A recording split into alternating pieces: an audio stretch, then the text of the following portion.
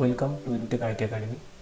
আজকে আমরা ট্যালির 6th day টিউটোরিয়ালে দেখব ট্যালিতে ক্রেডিটর লেজার কীভাবে তৈরি করা হয়। তো দেখুন, ক্রেডিটর লেজার কী জিনিস? আমরা যে ব্যক্তির কাছ থেকে দ্রব্য কিনবো, অর্থাৎ আমাদের যে মহাজন হবে সেই হলো আমার কিন্তু ক্রেডিটর, ঠিক আছে?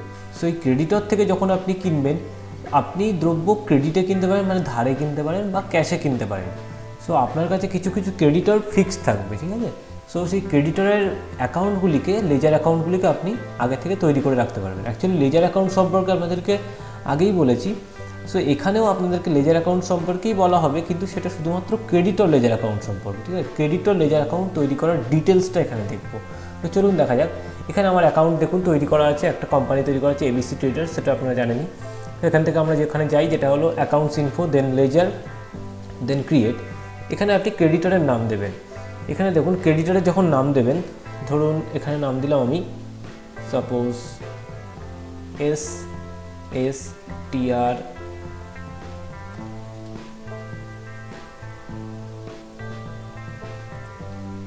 ট্রেডার্স। এই SS ট্রেডার্স যে ব্যক্তি, এই ব্যক্তি ক্রেডিটর না ডেবিটর আপনি কি করে বুঝবেন? দেখুন, আপনার কাছে যখন লিস্টিং হবে লেজারে, তখন দেখবেন অনেক কোম্পানির না অনেক লেজার অ্যাকাউন্ট দেখাবে। সো সেখানে আপনি তার থেকে ক্রেডিটরকে কীভাবে চিনবেন, তার জন্য আপনি সবসময়ই মনে রাখার জন্য CR ডট দেবেন তার পাশে, তাহলে আপনি বুঝতে পারবেন ইনি একটি ক্রেডিটর। তো দেখুন, এটি তো আপনার বোঝার জন্য হলো এটি একটি ক্রেডিটর। এবার ট্যালিকে কীভাবে বোঝাবেন, এর জন্য আমি আপনাদেরকে বলেছিলাম ট্যালির গ্রুপ ফলো করতে। সো ওখানে আমি একটা আপনাদেরকে PDF দিয়েছিলাম, যে PDFটি এখানেও আমি নিচে ডেসক্রিপশানে দিয়ে দেবো।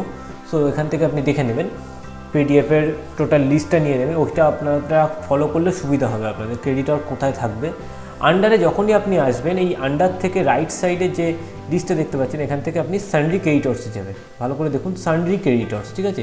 এই সানড্রি ক্রেডিটর্সটাতে এন্টার যখনই দেবেন, তখনই বলছে মেনটেন ব্যালেন্স বিল বাই বিল, মানে যে ব্যালেন্সটা হবে সেটা বিল বাই বিল মেনটেন হবে কি না, জাস্ট সেটা জিজ্ঞাসা করছে। অবশ্যই এটা মেনটেন বিল বাই বিল ব্যালেন্সই হবে, ঠিক আছে?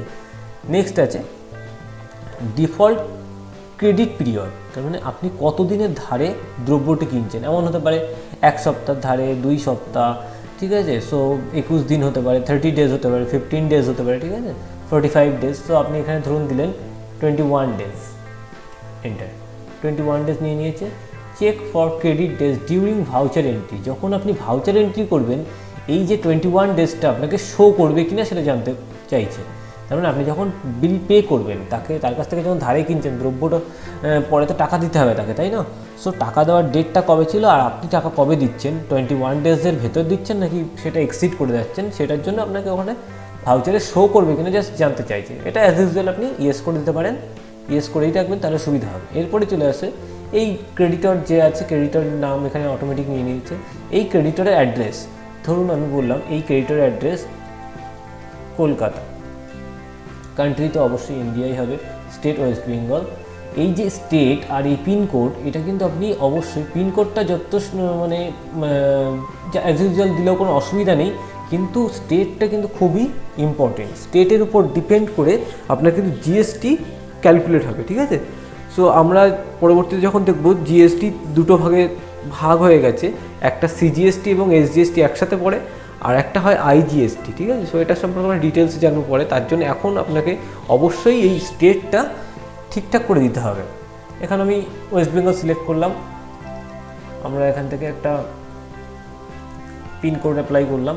প্রোভাইড ব্যাঙ্ক ডিটেলস, ওই যে ক্রেডিটর আপনি এন্ট্রি করছেন, ক্রেডিটরের নাম, তার ব্যাঙ্ক ডিটেলসকে আপনি এন্ট্রি করে রাখতে চাইছেন আগে থেকে, অর্থাৎ তাকে কোন কিসের মাধ্যমে পেমেন্ট দেবেন, NEFT করবেন কি RTGS করবেন, সেটার জন্য ব্যাঙ্ক ডিটেলস চাইছে। সো এটা আপাতত নই রেখে দিন।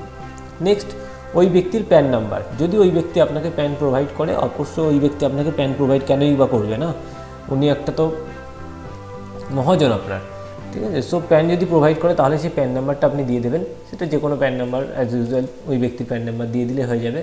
নেক্সট আসছি আমরা রেজিস্ট্রেশন টাইপের ক্ষেত্রে। রেজিস্ট্রেশন টাইপ দেখুন, ওই ব্যক্তি আপনাকে যখন দ্রব্য বিক্রয় করছে, উনি যেহেতু মহাজন, উনি মহাজনের কাছ থেকে আপনি যখন বিক্রি করছেন জিনিসটা, তাহলে আপনি হলো মধ্যম ব্যক্তি, আপনিও তো দ্রব্যটি কোনো না কোনো জায়গায় বিক্রি করবেন, তাই না?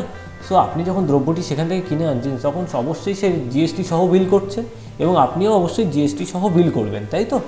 তাহলে সেক্ষেত্রে কিন্তু ওই ব্যক্তির কাছ থেকে যখন বিলটা আসছে বা ওই ব্যক্তির নামে যখন বিল এন্ট্রি করবেন আপনি, তখন কিন্তু এটা অবশ্যই রেগুলার কাস্টমারের আন্ডারে চলে যাবে, ঠিক আছে? সো রেগুলার ব্যক্তির ক্ষেত্রে কী হবে, এখানে জিএসটিটা ক্যালকুলেট হবে। আবার দেখুন এখানে কম্পোজিশনস আছে, এখানে 40 লাখের উপরে যদি বিজনেস হয় আপনার তাহলে সেটা জিএসটি অ্যাপ্লিকেবল হবে, ঠিক আছে? কনজিউমার্স আছে, আনরেজিস্টার্ড আছে। আনরেজিস্টার্ড মিনস হলো যদি আপনার কোনো জিএসটি, আপনি যদি জিএসটি অন্তর্ভুক্ত না হয়ে থাকেন তাহলে সেটা আনরেজিস্টার্ড করে দেবেন। তো এখন আমরা এটাকে রেগুলার করে দিলাম। রেগুলার করার সাথে সাথে GSTIN/UIN এর ঘরে ওই ব্যক্তির জিএসটি এর নাম্বারটি আপনি ইনপুট করে রাখবেন। সো ওয়েস্ট বেঙ্গল যেহেতু ওই ব্যক্তির অ্যাড্রেস, তাহলে 19 তো অবশ্যই হবে। তারপর আপনি যে অন্যান্য ডিজিটগুলো আছে সেই ডিজিটগুলো অ্যাপ্লাই করবেন, এন্টার। এখানে আমার নাম্বারটি ভুল আছে, জিএসটি নাম্বার, সেই জন্য এটি এমনই বলছে। আমি তো অ্যাজ ইউজুয়াল নাম্বার দিয়েছি, এন্টার। তারপরে এখান থেকে এটাকে জাস্ট ইয়েস করে দেবেন। ইয়েস করে এখান থেকে জাস্ট এন্টার দিয়ে বেরিয়ে আসে। দেখুন ওই নাম্বারটি এখানে তুলে নিয়েছে, enter enter enter enter, accept করে দেবেন। ওকে, তাহলে এই পর্যন্ত একটা ক্রেডিটর লেজার ক্রিয়েট হলো। এমনভাবে আপনি চাইলে যত ইচ্ছা ক্রেডিটর লেজার তৈরি করে রাখতে পারেন। ডেবিটর লেজারের ক্ষেত্রেও আপনাদের ঠিক সেমই হবে। আপনি এখানে যখনই ডেবিটর নাম লিখবেন, ধরুন লিখলাম HKTRADERS, HK ট্রেডার্স। ডেবিটরের ক্ষেত্রে কী হবে, DR ডট, জাস্ট এইটুকু দেবেন। আর কি চেঞ্জ হবে, আর চেঞ্জ হবে এখানে সান্ড্রি ডেবিটর্স। আন্ডারের ঘর থেকে সান্ড্রি ক্রেডিটর্স নয়, সান্ড্রি ডেবিটর্স হবে। জাস্ট সান্ড্রি ডেবিটর্স দিয়ে এন্টার দেবেন। আর বাদ বাকি যা যা ছিল যেমনভাবে ছিল সেইভাবে আপনি পরপর এন্টার করতে থাকবেন, ঠিক আছে? এখানে যেমন আপনি দিতে পারেন যে 15 ডেজ ক্রেডিট পিরিয়ড, এটা ডিউরিং ইয়ার্স হবে। এখানে অ্যাড্রেস দিয়ে দেবেন, এমন দিয়ে দিলেন। তার প্যান নাম্বার যদি আপনি পেয়ে থাকেন তাহলে প্যান নাম্বার দিয়ে দেবেন, না হলে দিতে দেওয়ার দরকার নেই। এটা রেগুলার রেখে দেবেন। এখানে আবার যেহেতু ওয়েস্ট বেঙ্গল দিয়েছি, এখানে দেখুন ওয়েস্ট বেঙ্গল দিয়েছি, তার জন্য আবার এখানে 19 দেবো। তারপরে যে কোনো নাম্বার দিয়ে দিলাম সেই ব্যক্তির, এটা ইয়েস করে দেবো। নাম্বারটি নিয়ে নিয়েছে, এন্টার এন্টার, অ্যাকসেপ্ট। ওকে, তাহলে এমনভাবে আমরা ডেবিটর এবং ক্রেডিটর যত ইচ্ছা তৈরি করে নিতে পারি, ঠিক আছে? ট্যালির আরও ভিডিও পেতে এখনই চ্যানেলটিকে সাবস্ক্রাইব করুন। Okay, see you on the next tutorial.